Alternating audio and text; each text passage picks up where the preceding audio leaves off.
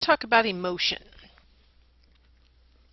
Emotion seems like a pretty obvious topic to talk about. We all have experienced emotions. We've learned the labels for different emotions that we're experiencing.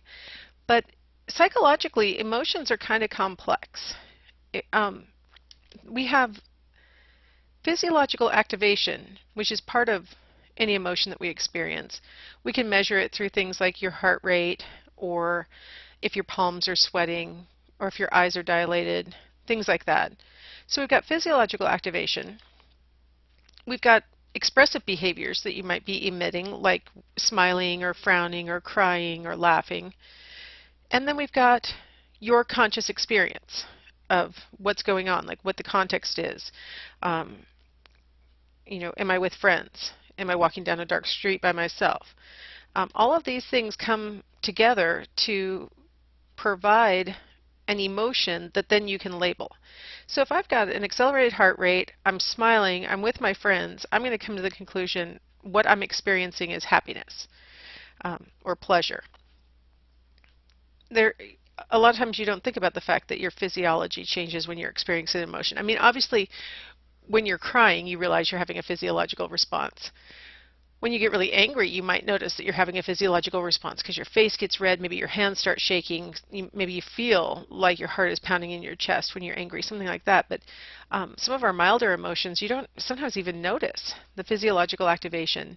And then sometimes we're not aware of our own expressive behavior. We don't realize that we've given somebody a little bit of a dirty look because we're experiencing skepticism about what they're saying or something like that. So there's a lot more to emotion than we usually think about.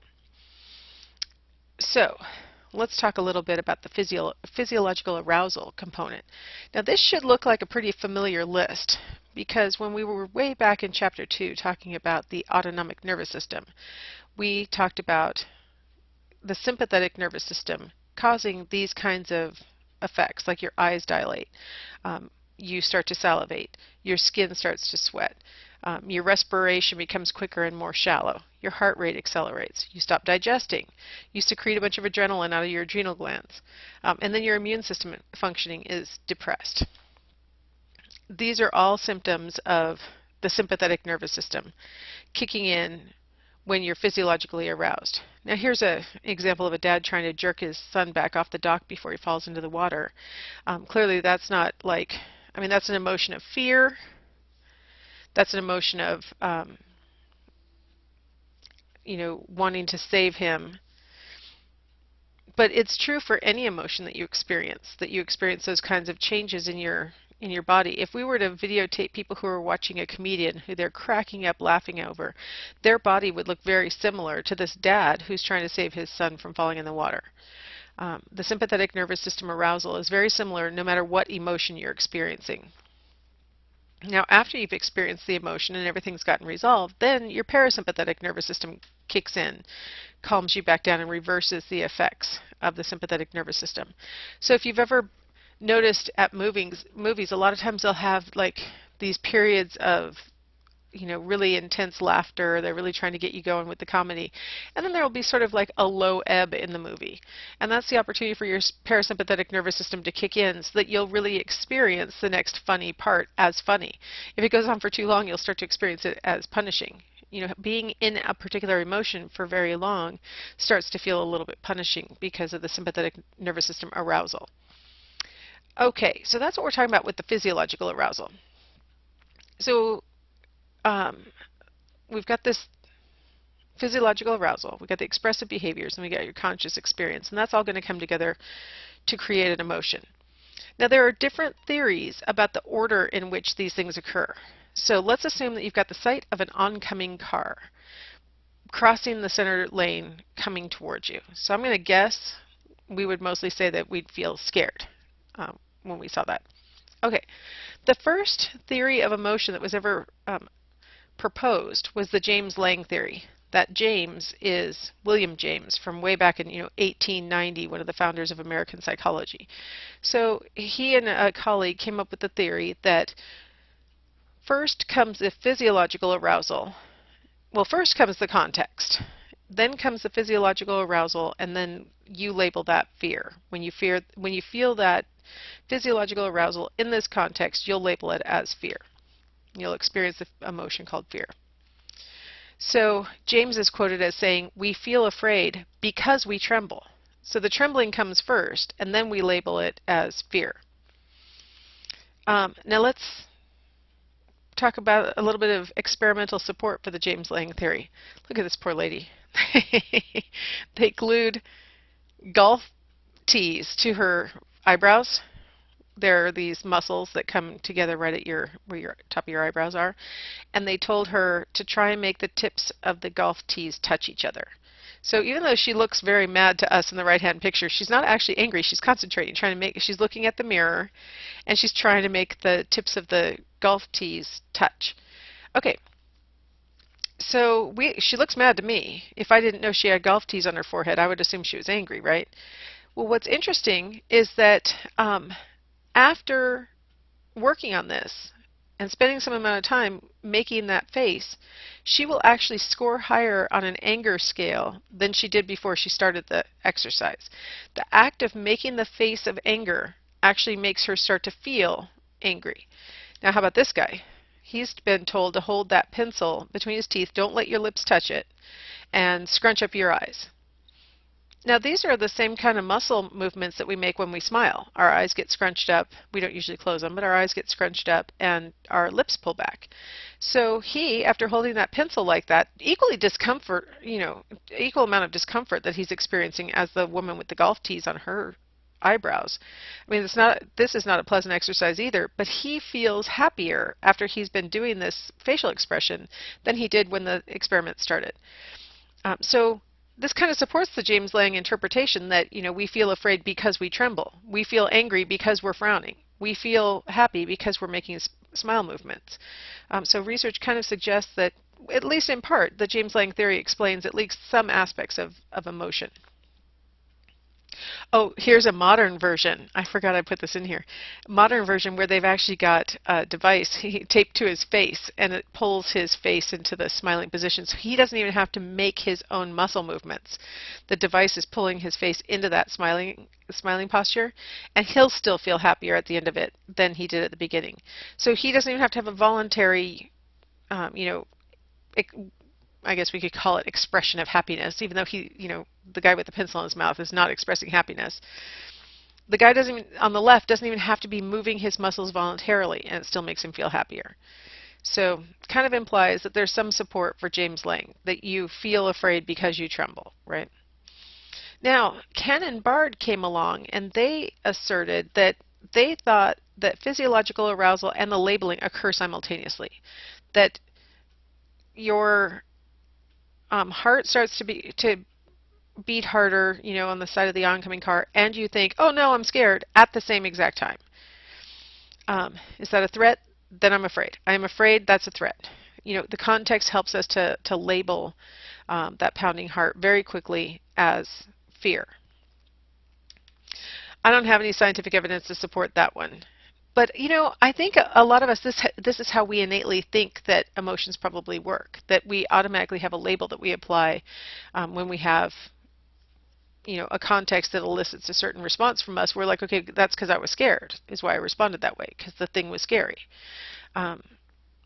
Now, just to throw a little wrench in the works, we have Schachter's two-factor theory, which looks a whole lot like the James-Lange theory if you look. The pounding heart comes first, the fear comes second. But Schachter throws in a second component that occurs at the same time as the pounding heart. He says, the Schachter theory says that your pounding heart and then your cognitive label, I'm afraid, come together to cause you to experience the emotion that we call fear. So he's got this second step that adds in a cognition, an awareness of what's going on, what the context is.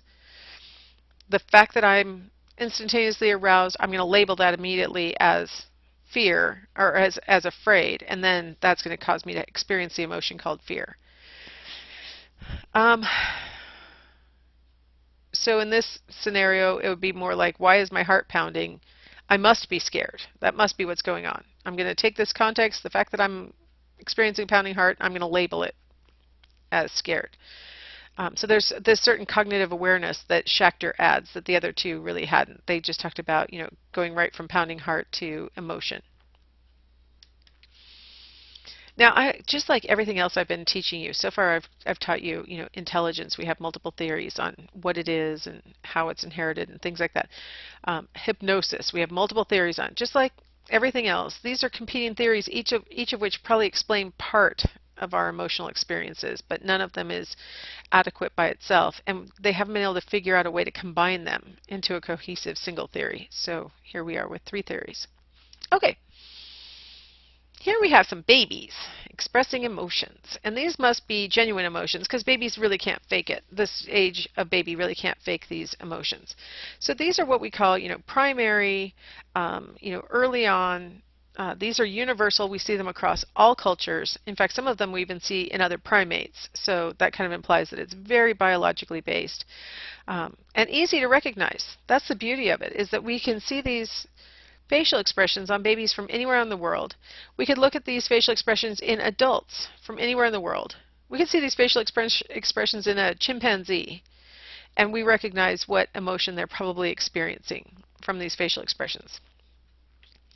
And these genuine expressions of emotions are really hard to not display when you're experiencing that emotion. Like if you're truly feeling joy, it's really hard not to have it conveyed in your face. If you're truly sad, it's hard not to have it conveyed. You may have learned that you should try and mask it, but there will be a little flash of it coming through in your expressed emotion before you gain control of it, which brings up the issue of detecting emotions in other people. Okay, did you see the one guy who was different from the other guys? When we are detecting emotion, we tend to be attracted to the one that looks different because everybody else is the same. It's really not that informative to see a bunch of people who are all the same. So why is that one guy looking different? That's what's going to attract our attention. Our cognitive system is designed to look for anomalies, for things that are out of the ordinary. We like to notice unusual things. And so anybody who's expressing an emotion that's hard to pin down, or we don't know why they're feeling that way, will get our attention. On average, people who score in the introverted range on a personality scale tend to be better at detecting emotion accurately, whereas extroverts tend to be better at expressing emotion accurately. If you're an introvert, which means that you're a person who really doesn't like a lot of external stimulation, you don't really like parties, you don't like to be around new people. Sometimes we call this shy, but it's sort of a simplification of the title. If you're introverted, you may relate to a really common experience that introverts have, which is they find out once they get to know somebody after some amount of time, the new person will oftentimes say to the introvert, I just thought that you were aloof, that you just didn't want to talk to people. I thought maybe you were stuck up or something like that. And introverts hear that a lot because they don't realize that they're projecting an emotion that other people are picking up. Interestingly, they don't realize their own projections of emotion, but they're really good at detecting other people's projections of emotion. So if you have a person who's trying to mislead you, and that their true intent slips out in a micro expression, an introvert is more likely to pick up that micro expression and maybe not even be able to accurately label what they saw. They may not be able to say, I don't know, I think that guy's lying to me. But they're like, I don't trust that guy. I don't want to be around that person. And it's due to this extra acuity in detecting these micro expressions, these emotions. Extroverts tend to be better at conveying the emotion that they're actually experiencing. If they want to appear friendly and they're feeling friendly, they tend to convey it in their faces more accurately, in their body postures, stuff like that.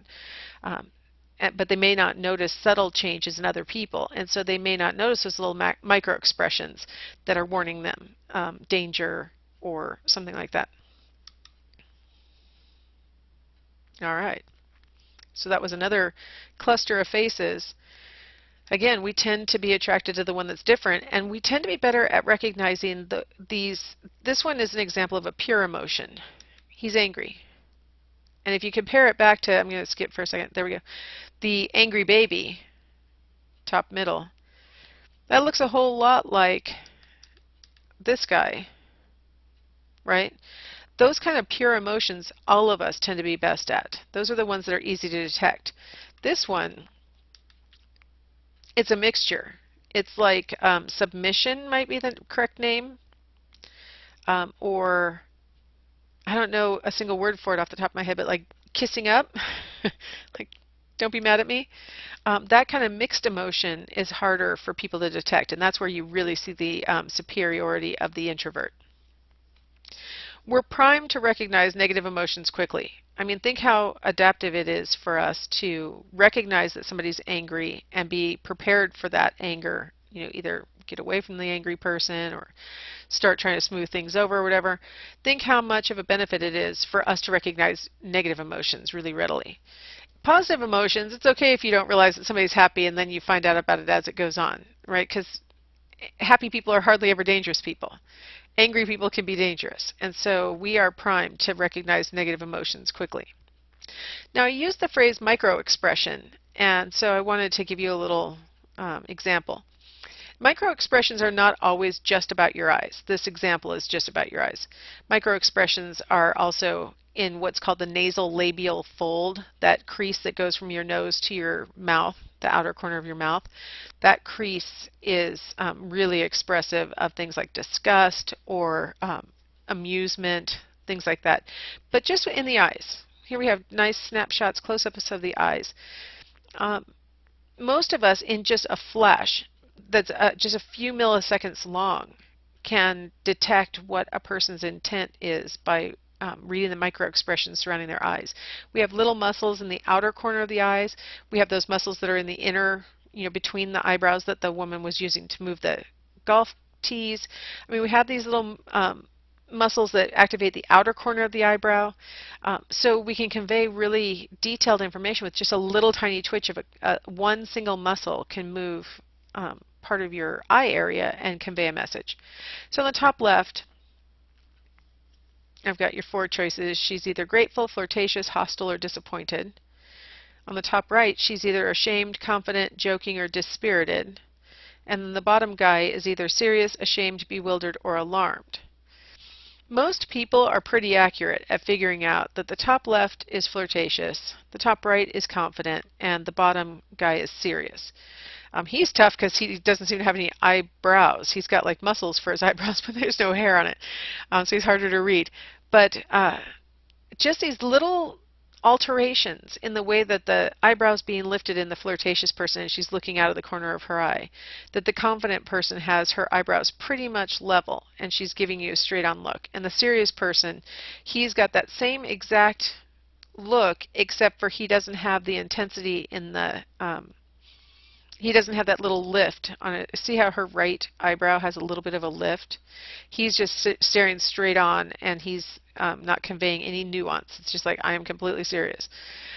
These little micro expressions can flash in just a few milliseconds, and then we gain control and try and cover it up. And that's where it gets really interesting. That's how we detect deception, is if we detect a microexpression which then is followed up with a competing emotion, then our alarm bells should be going off.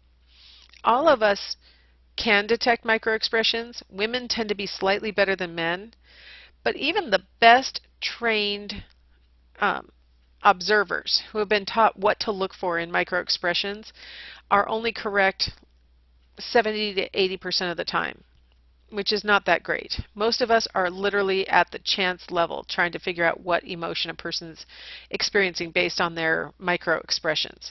So, if you hear like Judge Judy says, well, I'm a human lie detector. Nobody's a human lie detector. Nobody knows whether another person's lying or not. We have the best Secret Service agents are about 80% accurate, and that means there's a lot of room for error. We don't necessarily notice everything that would be informative and part of the microexpression somebody's emitting, and some people are really good at masking their microexpressions, especially people who tend towards criminality, like sociopaths. They're really good at covering up their microexpressions. So put those two things together and it's difficult to have great accuracy. But one of the things I always like to tell students is if somebody's telling you something and your gut tells you, I am not buying what this person is saying to me, go with your gut. Your gut probably picked up a microexpression that your consciousness is not aware of. Your unconscious brain probably saw it and is reacting to it, and you should probably listen to it. That's my big piece of advice with regard to microexpressions. Go with your gut instinct. Okay, I think I've been talking too long, so we will come back and we'll talk about, detecting lies and people who are trying to fake.